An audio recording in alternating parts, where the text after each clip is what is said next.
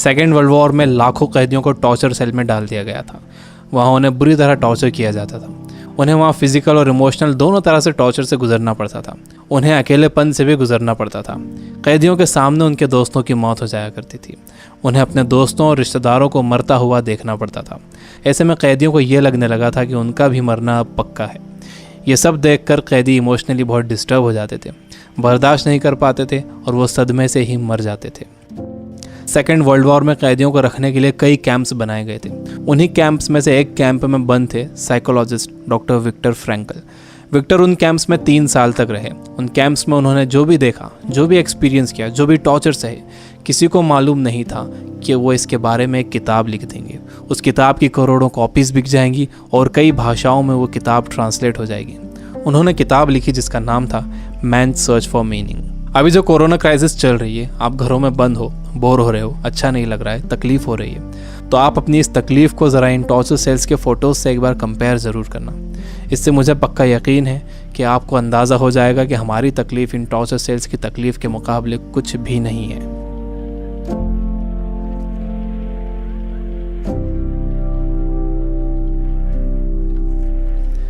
जब विक्टर को इन कैंप्स में डाला गया तो उनके साथ उनकी फैमिली भी थी, लेकिन सब के सब धीरे धीरे मरते गए।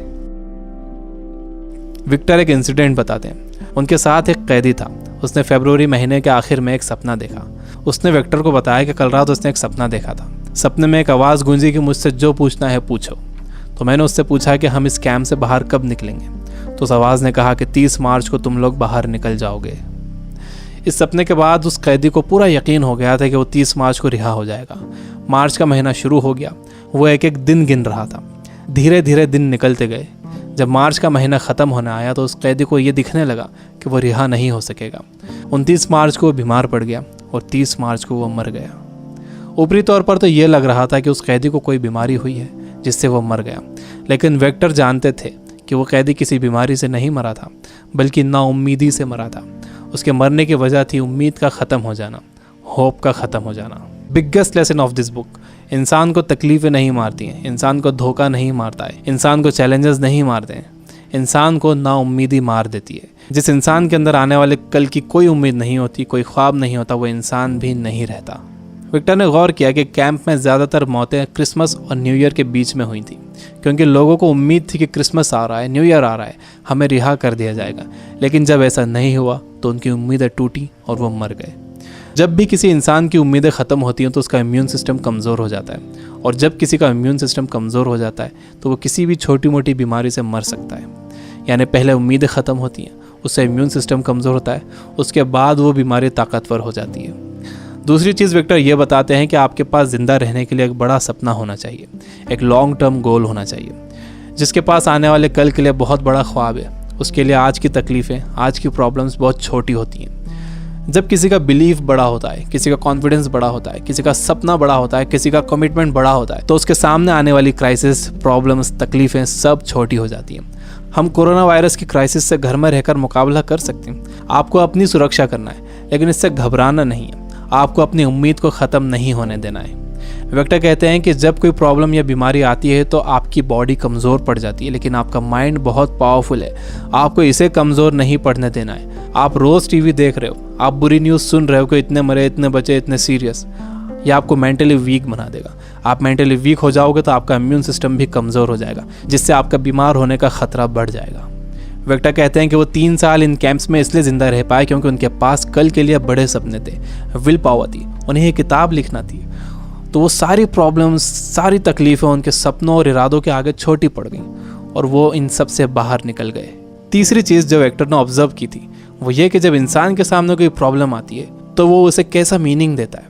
वो उसे पॉजिटिव मीनिंग देता है या नेगेटिव मीनिंग देता है। जैसा भी आप उसे मीनिंग देते हो, ये मीनिंग ही उस प्रॉब्लम को आपके लिए मुश्किल या आसान बनाता है। आपका मीनिंग उस प्रॉब्लम को या तो और बढ़ा देगा या उसे ख़त्म कर देगा। फॉर एग्जाम्पल, आप कहीं जाने के लिए घर से बाहर निकलते हो और आप देखते हो कि आपकी गाड़ी का टायर पंचर है।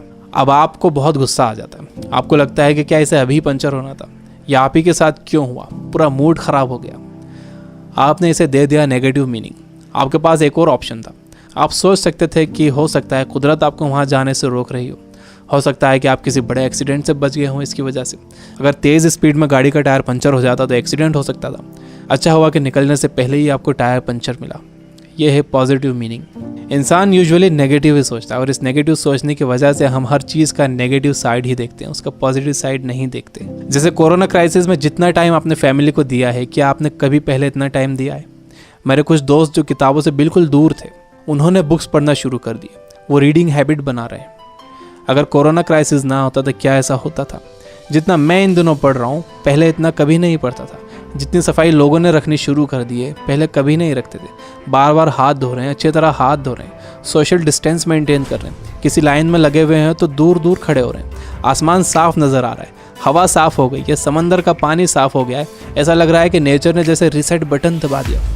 हमें ये पॉजिटिव साइड्स भी सोचना चाहिए। जब तक आपके पास नेगेटिव मीनिंग है, आप उस क्राइसिस से डील नहीं कर सकते।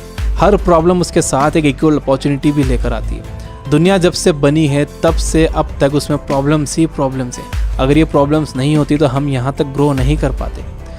सबसे लास्ट में विक्टर कहते हैं कि आपसे सब कुछ छीना जा सकता है, आपकी धन दौलत, घर, गाड़ी, बीवी, बच्चे, माँ बाप, दोस्त, सेहत, लेकिन एक चीज़ नहीं छीनी जा सकती, वो है आपकी पावर ऑफ डिसीजन।